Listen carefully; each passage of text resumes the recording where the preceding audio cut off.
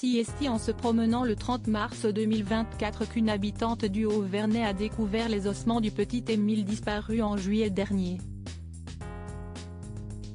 Sous le choc, la randonneuse a accepté de livrer son récit à nos confrères de BFM Télévision.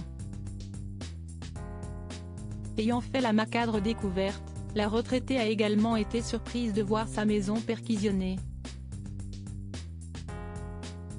Les habitants du Haut-Vernay espéraient une toute autre finalité. Le 30 mars 2024, des ossements du petit Émile qui s'était mystérieusement volatilisé en juillet dernier ont été retrouvés par une promeneuse à proximité du hameau devenu tristement célèbre. Pour rappel, l'été passé, le garçonnet était venu passer quelques jours de vacances chez ses grands-parents maternels. Échappant à leur vigilance, ce dernier était depuis introuvable. Alors que les autorités avaient employé de grands moyens pour le retrouver, CST, une habitante de la commune qui a découvert le crâne du petit garçon au cours d'une promenade orchestrée au-dessus du Haut-Vernay. Auprès de nos confrères de BFM TV samedi dernier, comme l'a notifié Le Parisien ce 10 avril, elle a accepté de briser le silence pour se remémorer cette terrible journée. Contre toute attente, la retraitée a affirmé que sa maison avait été perquisitionnée au lendemain de sa macabre découverte. Ses pensées vont avant tout aux parents du petit Émile, Colomban et Marie, unis dans la douleur. Je suis épuisée mentalement et physiquement partout, a indiqué celle qui n'oubliera probablement jamais cette chose qu'elle a vue.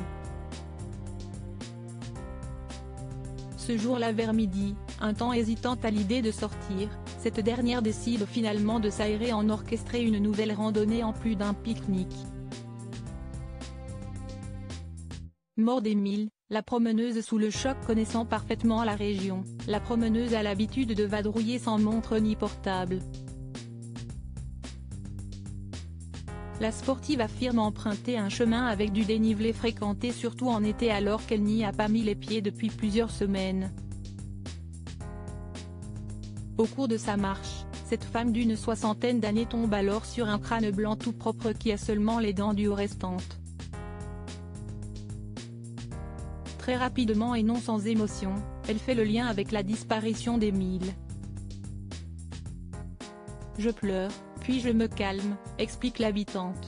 Voulant dans un premier temps laisser les ossements à leur emplacement, elle finit par s'en emparer craignant qu'ils ne disparaissent. Si on attend, la montagne n'est plus la même.